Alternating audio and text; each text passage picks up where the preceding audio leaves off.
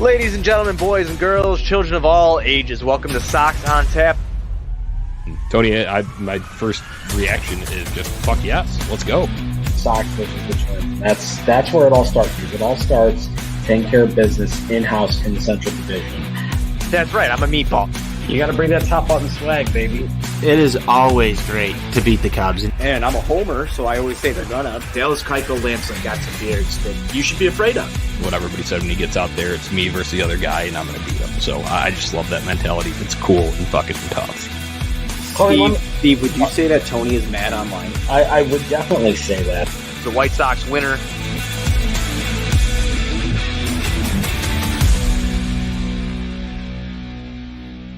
Hello, White Sox fans. It's Tony on Tap, and I am joined once again by NWI Steve on yet another losing edition of Sox on Tap. This is getting really old to say, but here we are yet again talking about another ball game where the White Sox lose. You can follow me on Twitter at Tony on Tap, Steve at NWI_Steve, and the show at Sox on Tap. And be sure you're following at On Tap Sportsnet. You can find us on the interwebs, ontapsportsnet.com. We've had a couple of really good White Sox articles go out about this stretch of White Sox baseball. I encourage you to go read them, follow along with us on the show. Steve, Sox lose this one by a final of 8-3. How are you feeling, my friend?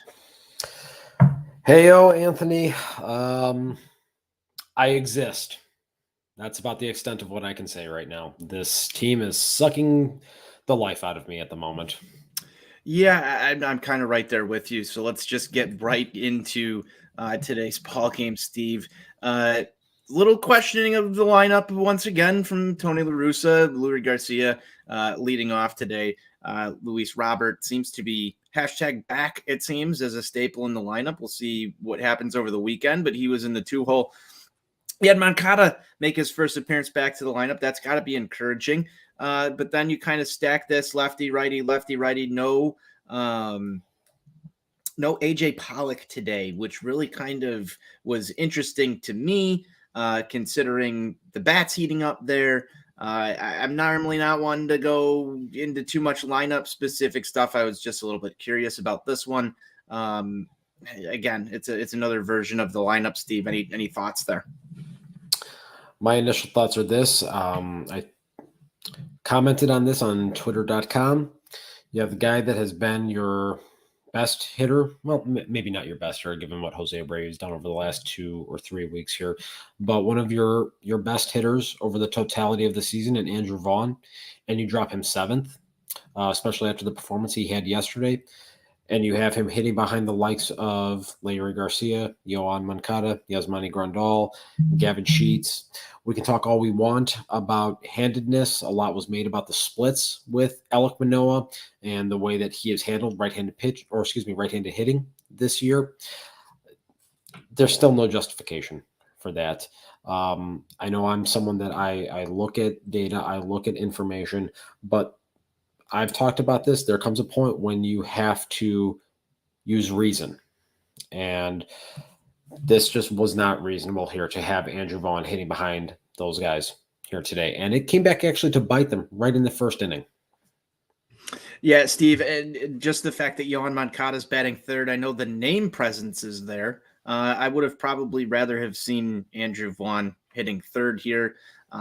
Again, I'm not one that goes into a lot of lineup discussion, but just general curiosity over this today, because I felt like you would have been in a better position to win this ball game. I know that there was a lot of stuff on the splits that was talked about throughout the broadcast, talked by Tony La Russa and everybody involved in this.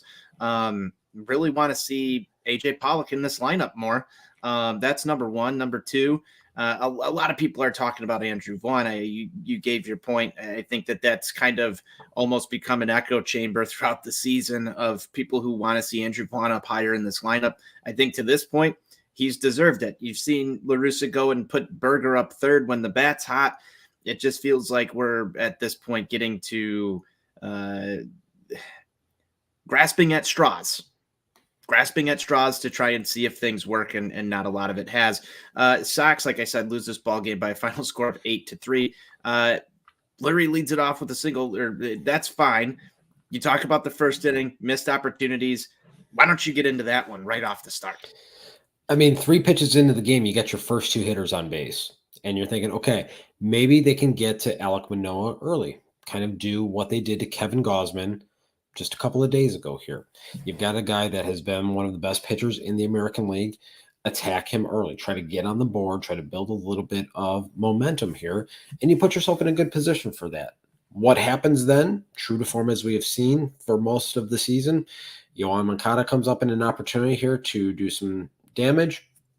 Weak fly out, Jose Abreu strikeout, Gavin Sheets draws a walk. So you got the bases loaded here, and you're in a position now all of a sudden where you've got the bases loaded in 2 outs and Yasmani Grandal coming up. You know, a lot has obviously been made in recent days and weeks about the struggles that Yaz has had throughout the course of the season. And kind of a funky at bat, first pitch out of the zone, takes him out of it a little bit on a bad called strike, works the count full, and then he takes a pitch that was in the strike zone for strike 3. We just see this far too often from him this year. This is exactly what I've been talking about at the start of the show when I said Andrew Vaughn hitting 7th tonight really came back to bite him in the ass right in that first inning, because you would have really loved to have seen Andrew Vaughn come up in a position where Gavin Sheets or Yasmani Grandal were hitting with guys on base, and you would have loved to have Vaughn have that opportunity right there to drive in runs and get this team on the board early. Yeah, Steve, as the tale goes, the White Sox unable to be opportunistic once again with runners in scoring position. I don't even want to know what the stat is at this point. I think it was 3 for 33. Yeah, just I don't want to hear it. Because it's depressing. It's depressing. I hate getting swept. I hate getting swept by the Toronto Blue Jays. Good teams. You want this team to just rise to the occasion, and they're not right now. On the pitching side, Steve, Johnny Cueto goes out there, gives you 6 innings, gives up 7 hits, 4 runs. I would say that this was probably the most difficult start for him, even if you go look back against the Cubs in his last start, you started to see a little bit of shakiness. But I would say that overall, this is your 5th starter. He's going to give up runs. He's not going to be spotless all year. He started the year that way. He's not going to be spotless all year. 4 runs over 6 innings. Yeah, that's not exactly great, but serviceable, in my opinion, from Johnny Cueto. He does strike out 5. Does give up 1 long ball, but Toronto gets on the board right early in the 3rd inning. Sox don't muster a response until the 8th. Steve, just walk me through where all this went wrong for the White Sox today. Same song and dance we've seen all year. Just guys going up there, lack of plate discipline, lack of a quality approach, not able to work counts successfully, draw free passes. We've been seeing this all year, and it's just a continuation of it. And as the saying goes, the beatings will continue until morale improves. And I don't know what further there is to say at this point. I don't know what there is to do right now. It's the same thing night after night. It absolutely is, and it gets to a point where we're sitting here on the show, and I made a comment on Twitter the other night, like there needs to be a White Sox podcaster anonymous get together, because I think everybody's suffering that's trying to talk about this team right now, because it's the same thing over and over and over and over and over and over again. And you get on here and you talk about this, and nothing changes. The Sox were able to muster across 3 runs in the 8th. Which you like to see some of the fight, but again, not good enough to get the job done. Those 3 runs, Steve, what was working in the 8th inning, and how do they replicate that throughout maybe 2 or 3 innings the next time they trot themselves out onto a ball field? I think in that 8th inning in particular, you just kind of started to see Alek Manoah running on fumes a little bit, and the fact of the matter is he was very good today. This is a guy, again, as I mentioned, one of the top pitchers in the American League through the first 2 months of the season. So you extend him a little deeper into the game, 8th inning, 4th time through the batting order. At that point, you should start to get some quality looks at him. And I think it was a combination of that and guys just ultimately then getting some mistakes and getting some pitches out over the plate and actually executing and driving the baseball a little bit. We saw that with the Luis Robert double. That was pretty big right there. And then Yoan Moncada finally coming through with a clutch RBI single there to get this to a 1-run game. And you hope that maybe that can be a little bit of a springboard for him to get him out of this doldrum that he has had to start the season, because Lord knows he needs it. This team desperately needs a spark from him, from Yasmani Grandal, and just some other guys throughout this lineup, especially now given the fact that we're still going to be without Tim Anderson for another couple of weeks here. Somebody's got to pick up the slack, and hopefully Yoan can be one of those guys to do it, and hopefully that hit here in the 8th inning will be the springboard. Hopefully, Steve. Just going back into this one, and I've seen this song and dance a couple times from these White Sox. You get yourself within a run, striking distance, and then the wheels fall off. That was the bottom of the 8th inning where the Sox just willed another one away, give up 4 runs. You were within 1 run there. Aaron Bummer works around a little bit of trouble. He is able to induce a ground ball. They were able to get a force out at home with the bases loaded. Then I believe he struck the next batter out, and then the floodgates opened up. This is where things get really frustrating for me to watch, Steve, because it's in your grasp. You're right there. Your offense finally starts to show some life. You chase a really good pitcher out of a ball game. It shouldn't have taken until the 8th inning, but you finally start to show signs of life, and then it just feels like you get close, the carrot's dangled, and then the rug comes out from underneath you. I've seen this way too much. Is this a mental problem at this point? Why does this keep happening over and over and over again? It almost to me just seems as if this group collectively is playing tight right now. Whether it's offensively, you have guys going into the batter's box trying to do too much, thinking that they're going to bust out of their individual slump and help get this team out of this slump that they have been in for 2 months now with one swing of the bat, and it's ultimately leading to poor results. And I think on the pitching side of it too, you have some guys that are going out there and trying to be just too fine, realizing that we don't have a huge margin for error because the offense has been struggling so much.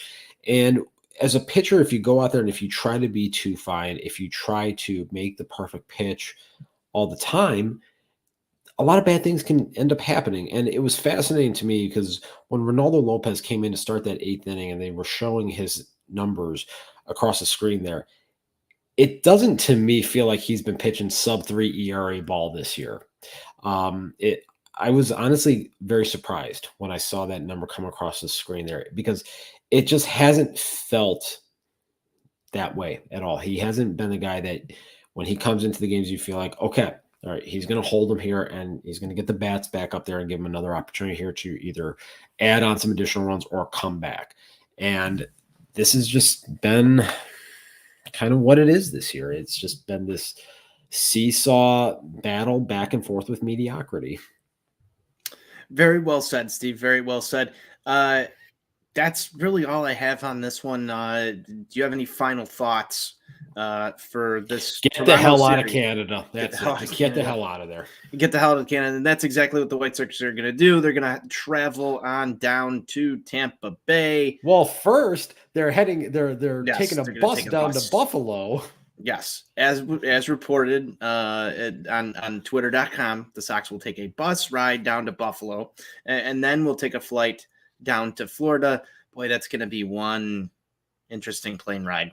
I tell you, maybe what they need to do, maybe some members of Bill's Mafia need to meet him at the airport, get some flaming tables lined up, and they need to throw somebody through those tables. Maybe that is what is needed to get this team up and rolling. Let's just get crazy, old school 1997 ECW style, put some people through some tables, and let's just get this hex, whatever the hell it is surrounding this team, off their collective chests and roll from there. I don't know if I advise throwing any of our guys through tables. The injury prone thing kind of scares me, Steve. But what's the worst that can happen at this point? There's more bad that can come from that. But I do think that they need to liven up a little bit. That's for sure. And have some fun. Hopefully the fun starts this weekend. We can keep saying that over and over and over again. Feels like empty promises at this point. But big series this weekend, Steve. You got to salvage this road trip somehow. I thought that they would be able to take one in Toronto. Obviously, that didn't happen. Worst case scenario is upon us. What do we have ahead for us, Steve? Got 3 games down in Tampa, and the Rays, they always find a way to be competitive. They find a way to do less with more. They're just a sign of a really smart organization, and they're really the antithesis of what the White Sox are. Whether you like it or not, those are just the facts. At the end of the day, it's going to be a tough series down there because it always is. Rays pitch well. They play good defense. They have timely hitting, usually with the long ball. I don't know what it's going to take at this point to kind of bust out of this thing.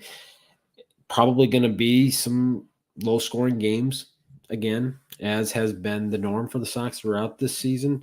So find some way to win one of those games down there so you at least don't get swept on the road trip. There you go, Steve. Series prediction.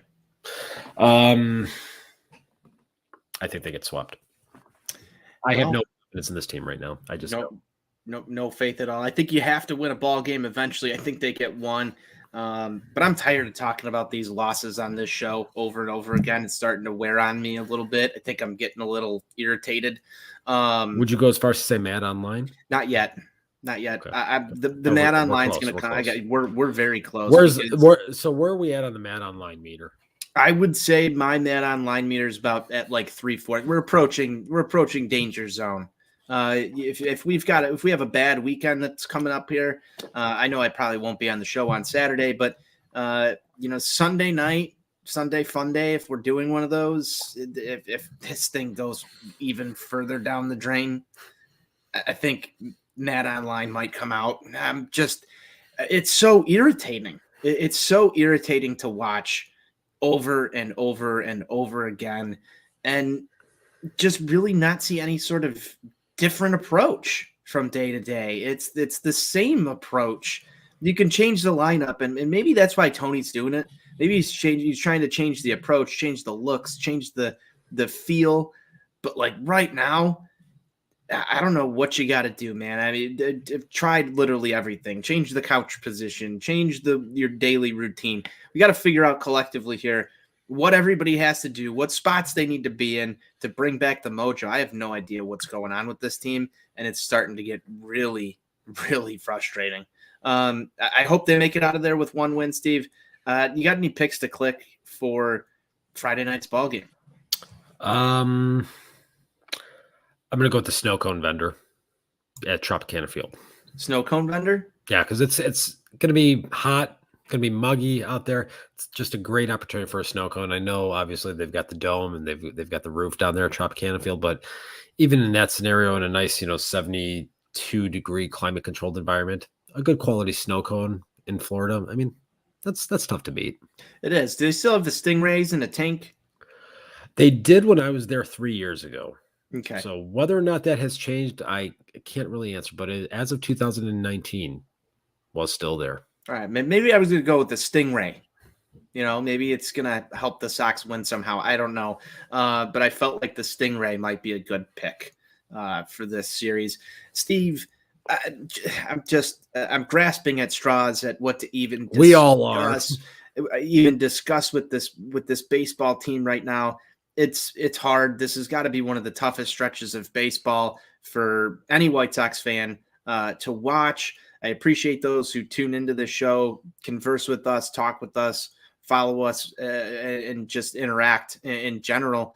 If you've got thoughts on how to fix this, not the general thoughts, the crazy thoughts. What can we do to fix this? Let's get wild. Let's get some meatball takes out there on Twitter. Maybe we'll run some sort of Twitter, meatball take poll tomorrow. We got to bust out some fun stuff so that we've got, things to talk about with this team. I'm not going firing people or we need Lance Lynn back or anything like that. What does this team need to do to start having fun again?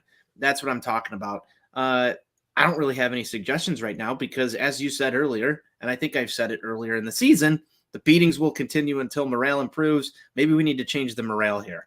And there's only one way to do that. Let's start having fucking fun. I concur. And the best way to start having fun is to get the 27th out of a fucking baseball game. Yes. Victory beers taste better. We know that. I'm tired of sitting here talking about losses. So that's all we've got for a show today, Steve. If you've got any final thoughts, we'll close it up, wrap it up, and we'll prepare ourselves for more White Sox baseball this weekend. I have nothing further to say. This series just really was a kick in the nuts that you kind of thought was coming, but even though it still happened, it just doesn't feel good. Yep. You could prepare for it all you want to. It was just as demoralizing as it could ever be. That's all we've got for today. Thanks for those who tuned in. Follow myself at Tony on Tap on Twitter, Steve at NWI or NWI_Steve. Follow the show at Sox on Tap on tapsportsnet.com for all of your White Sox coverage. I'm sure we'll have a recap of this lovely ball game up there. Poor Besnick. Poor Besnick at Sox Insane. Give him a follow, too. He's got some excellent Sox thoughts. He does a good job writing up these recaps and other stuff. If nothing else, they need to just win against this guy. Does not literally go insane writing these things. Well, he did name himself on Twitter at Sox Insane, and maybe that's the problem. I don't know. We'll figure it out. We'll talk to our guy Besnick. But win one for Besnick this weekend. I think that's the motto here. Steve, that's all I've got. It feels really rough to say this because White Sox forever really feels kind of like bad right now because it feels like we're in perpetual hell, but White Sox forever. White Sox for life.